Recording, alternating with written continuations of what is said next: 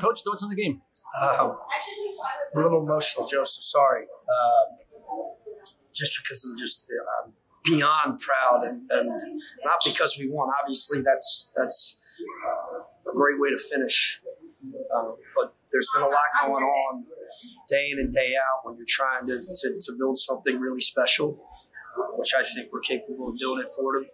And you have a group of young guys that are becoming men, and they really care for each other. You have a staff that doesn't ever turn to negativity. You lose one, you lose two, whatever it may be. There's just nothing but positive reinforcement amongst our staff, amongst our players, team meetings, just heartfelt conversations, carefitations as we call them, which we had plenty this past week. And to come out and put forth the effort, it had nothing to do with winning or losing. Obviously, winning was fun. But regardless of whether or not we won this game or not, we got back to playing our brand of basketball, what we say Fordham basketball. And that was as close to 40 minutes of Fordham basketball we played all year long. It's tough, nasty, gritty, just doing whatever it takes to get a W.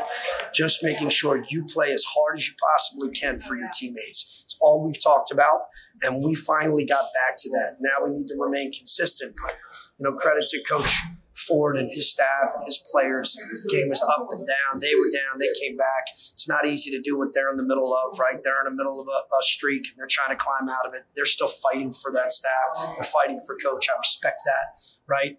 But I'm just incredibly excited and proud for our team, the way we came in here and played together. We played together, and that's what we've been looking for.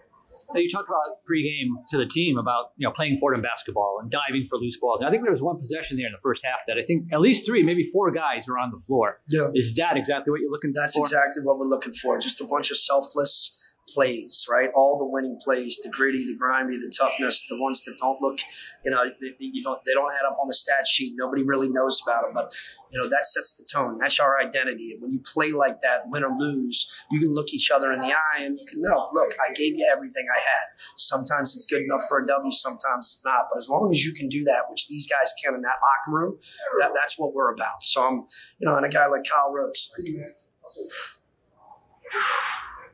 Kyle Rose, he's been through 4 coaches here. He's been loyal. In today's world, that's not what you see all the time. He continues to fight and grind. He does everything we ask him to do. He's becoming a better leader, more vocal.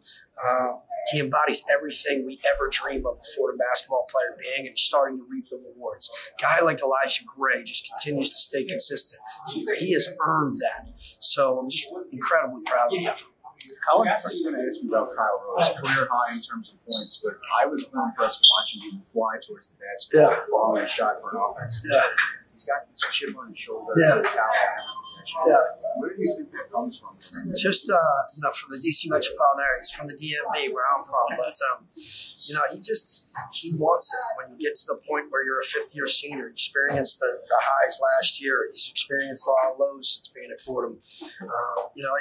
It's in the last play of the game embodies, right? Or the second to last play. He gets the offensive rebound, just playing harder than anyone on the floor. That's what he's about. He just wants to make winning plays, whether or not he's scoring or not. I mean, he had a game the other night against Duquesne. Everybody's like, he didn't play well. He didn't shoot well. But he had 9 rebounds. He still had 9 rebounds from a guard spot. So he's doing whatever it takes to put ourselves in a position to be successful. And that's all you can ask, especially from a senior. One last question I have. Elijah Gray with the fadeaway to win it. Have you ever seen him hit that in practice? Because it was a hell of a shot. You know what's funny? He fades away too much. And we're always talking about, man, you don't need to fade away. You're so big, so skilled. And it's constant. It's like, when you're on a bigger guy, maybe you fade. When you're on a smaller guy, let's go strong. But, so yes, we have seen him hit a bunch of those types of shots. Obviously, that's a big one for our team, a big one for him. But he's earned that. He's continued the process of just trying to be the best person he can be. And as a result, he's becoming the best player he can be. Good call. Great. Thanks. Go Rams.